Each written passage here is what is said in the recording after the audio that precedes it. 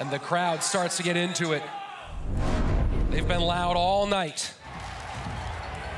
But now they got the big one. And Hog Rider out early here for Mugi. It has been his favorite win condition this year in CRL, having a lot of games played with a beautiful win rate. And Pedro puts Knight in the back, and a little bit of a deviation from his normal fare where you typically see that mortar come out, maybe trying to be a little unpredictable here with it all on the line. 46 plays has Mugi done in CRL with the Hog Rider. Tesla, the building of choice here in 2023 World Finals. And Pedro varying position right out the gate, getting the correct read that Future almost certainly he is not against the tornado. And Monk is just everywhere, does so well against Little Prince, does so well against those Evo archers. Gets a nice pushback there on Guardian, goes targets the Little Prince. And Pedro with a small elixir advantage, but nothing really to take advantage of it. So splits Goblins high, Tesla out, easy response, and Pedro reading something there as he cycles that Knight. 2 untouched towers top of your screen, but only a lick of damage on the bottom right. As we see another Hog Rider come in here from Mugi, and right now I think they're just feeling each other out, Rich, trying to see how, if anyone's gonna make any mistakes early, and then I imagine once we get down to a minute left of gameplay, things get a little spicier.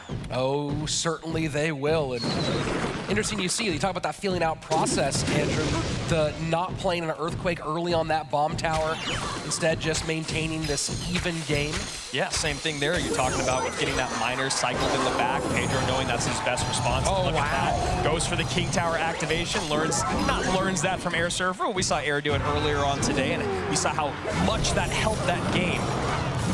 And there you get really in high relief the thing that we saw happen in Mohamed Light's matchup against that Monk, how wide that earth is that you have to give it for the reflection. And it's so funny, you know, you talk about that on broadcast, and I think a lot of people were kind of like, well, that's not, is that a duh statement for pros? But if you saw online, there were so many people that were talking about, oh yeah, that range, that splash, that reflect, I can't believe that it actually got the reflect back. And, you know, if it's able to trick Momo, it makes a lot of sense. Hog to the opposite lane here. This time, now that we're in double, you see the not just Earthquake, but Snowball as well. Mugi selling out for one hog shot on the left. And I like that. He goes and recognizes that he's not going to really be able to break through in single elixir, so how can he make things happen? And then you talk about Pedro. I've heard many people talk about this. First of all, it feels like he's just playing ladder. He just keeps coming out with the same thing. You kind of heard Morten say it. It's like, you know what he's going to hit you with. He's going to hit you with minor poison control, and guess what? You cannot stop him.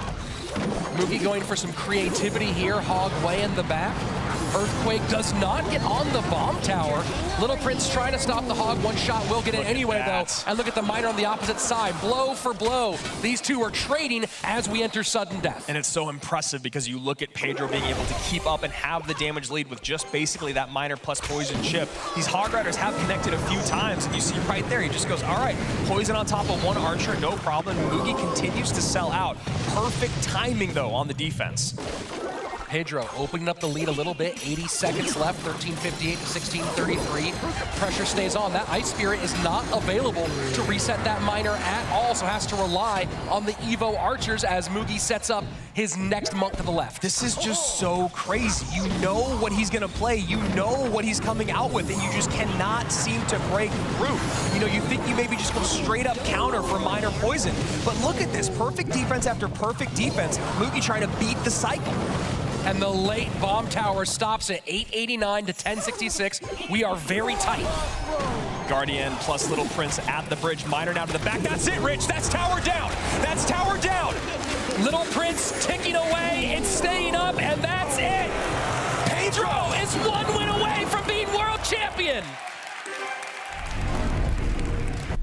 A little bit of shaky fingers there from Pedro. Maybe finally the moment is starting to click for him that this could be it. $250,000 is a life-changing amount of money for anyone. But you talk about a rookie, how young you are, how fresh and new your career is. $250,000 on the line. And that rage, you see Pedro take a moment and evaluate. Has a feeling he's against the deck that has done so much nasty work this weekend. Yeah, that Goblin Giant deck with the minions and the Evoed Bats has been so tough to keep up with. And Pedro sitting back, leaking some elixir, leaking a bunch of elixir, trying to think just how he wants to move forward here. A little chip damage left-hand lane. Both players slow things way down. First minute passed, and just a little touch on the bottom right and on the top left. What's fascinating about this is Mugi was not going to hold at all, but then based off of Pedro, who apparently has struck a little bit of fear in our former world champion, he goes, all right, fine, I guess I gotta slow things down, play at your pace.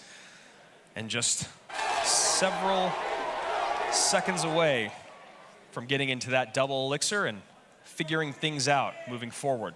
Well, Mugi just got beat by Pedro with Electro Giant not 20 minutes ago, maybe half an hour ago. So he's sitting here seeing the Evo Archers and the Barb Barrel and wondering if he's about to suffer the same fate once more. And 17 seconds remaining before we get to double elixir, and you can imagine this is going to be a hot and heavy last minute of regulation. Again, Mugi back against the wall, facing elimination. Pedro with lives to give, with a set to give. One game away from glory. And Team Bowler goes wild. Not sure if that smile from Mugi was in response to the cheers. And it's Bowler plus Mega Knight. A very, very heavy deck, which makes sense why Mugi wanted to slow things down. There's the Goblin Giant as well. So busting out, pulling out all the stops is our 2021 World Champion. Skeleton. Maybe Royal Giant here instead of the Electro Giant. Yeah. With the Phoenix in tow, and of course the Skeleton King. Bats getting great value on that left-hand side. Nice value fireball there as well. And those two Phoenixes will be distracted. There's the RG coming down. Fishboy right in front of that King. And Mega Knight comes down to help the DPS, but that's going to be a few big-time shots. Lead opened up for Pedro, 23-31. And this is a great counter push. You get the Goblin Giant behind the Mega Knight. That way the Spears can help out with the Phoenix. Then you have the Evo Bats coming in. The Phoenix Egg pop. I don't know if that Fireball was actually necessary, and we will see. Pedro gets that Fisherman out, though, just in time, Rich. That is a clutch King Tower activation. Some Spears still get on that right-hand tower, but Pedro able to get his Evolved Archers out and set up for his next push. Another Goblin Giant coming down here from our former champion on the right-hand side. The rookie, though, ice in his veins. A Goblin Giant, a Mega Knight, a Bowler, and Rage all on this left-hand lane. That Bowler is raged up, but still he's just kind of caught in traffic over and over. These defenses from Pedro have been pretty clean, but nice damage there on the left-hand side for Mugi. Not quite caught up, but very close, courtesy of the left-hand tower of Mugi down to 1999 is the current biggest lead as the former champion sets up in that weak side lane. 1 minute remains in what could be the last match of 2023. Just piling everything on here at the bridge, trying to find a way to break through. Rage just not quite doing it yet. Pedro managing his cycle very, very well. Rich, the rookie, looks like he might be taking this already, completely controlling this game. Now, finally, the second RG comes in. And goes to the non-Bowler side, which is interesting. Does get one more shot, but keep in mind, both those sides fairly even. Has not opened up a more significant lead as the Goblin Giant comes in, and the Tombstone. The MK hits the Tombstone! The MK hits the Tombstone! That Goblin Giant can get to tower! Fireball onto the Evolved Archers. Fishboy not doing very much, and suddenly the lead in both lanes. Heavy for Mugi. Pedro with his last gasp here in game 2. We're going to game number 3. The Fisherman connects on the right side. Damage on the left, and Mugi stays alive!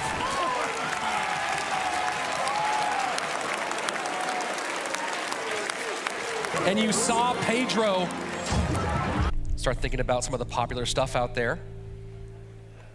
E-Giant potentially, but no Evo Archers, so a different variation would be necessary. And a good luck in both directions, and little extra couple bit of emotes there, and you can't call that BM. That's just love going back and forth between two competitors that respect the heck out of each other. And not a big surprise here for Hog Rider out of Pedro. Wants to play just reflexively, reactively. And Mugi may be going back to wall breakers. He had a lot of success with it in his previous set against Pandora. Would love to see that. I believe it's his second most dominant win condition. And certainly looks like that might be the case. Don't you know who I am? We saw some Hog Rider Royal Ghost Bandit. Now we're seeing Hog Rider Royal Ghost with Prince. And I like what we're seeing here out of Pedro. You know, a big stray away from just completely controlling the game. And wow, Yeah. recruits are huge here. You have to imagine Pedro, after Fisherman being out, wasn't expecting maybe to be against the recruits. And here he finds himself with a lot to deal with. This dual lane pressure is scary. MK comes down. Great job by Mugi, though, not using the ability there. Maybe expecting the MK to come down after seeing Prince and that Royal Ghost. And had he used that Guardian ability, Rich, that could have been a lot of trouble. Hog in now that the bomb tower is out. Miner to mitigate the damage. This is going to be a few big-time shots, though, with no King Tower activated, just the Miner and the Log. Forced expenditure. Mugi survives and gets damaged, but finds himself very down on Elixir. Yeah, really, really nice there. I mean, kind of making something out of nothing in terms of that defense. Gets some good wall breaker connections on that left-hand side. Doesn't take too much damage on the right. Continues the damage lead on both towers. Excellent little kite there from the Spear Goblins. Yeah. But as we go into double Elixir time, Mugi just getting a little bit more chip here. Kneel, numbskulls. And I like what Mugi's doing. He has to continue to go into that opposite lane. He cannot try to ram his head against an MK Prince Royal Ghost push with a Firecracker, Hog Rider, all that. He needs to make sure that he is splitting up his opponent's attention. Pedro opting to take one here, and that's a well-timed Guardian. He needs another tank here, and there they go. Evo recruits come in. And that will open up some damage for Pedro, but Mugi now putting tons of work in on both lanes. Arrows finally come out, and Pedro stops some wall breakers. 16:33, 22:96, 15 seconds remain here in regulation of game number 3.